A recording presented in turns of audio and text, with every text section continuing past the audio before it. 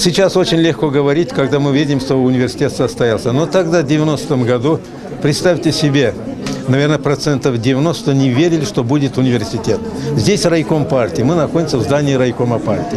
Идея одного человека, они случайно говорят, идеи движут миром. Идея одного человека была, Леонида Доброва. Я председатель райисполкома. На место здания райисполкома будет университет. Какой университет? У нас техникума нет.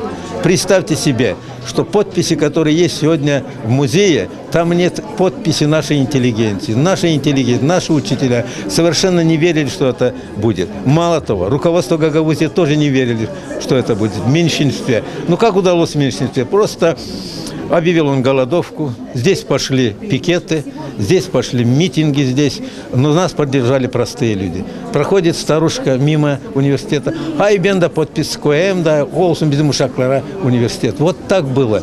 Вот посмотрите подписи в музее, которые есть. Поэтому мы рады, что наша мечта состоялась. Я, председатель райисполкома, тогда рискнул, конечно, выступить против райкома партии, выступить против компартии, а компартия сильная в Комрате. Поэтому я думаю, что мы тогда правильно рискнули, правильно сделали. Сейчас мы имеем университет. А вот в Болградском районе, вы знаете, 400 болгар. Ведь, по сути дела, нет там университета, а был шанс, потому что такой, как Добров, нет в Одесской области. Поэтому я сегодня хотел бы передать личность.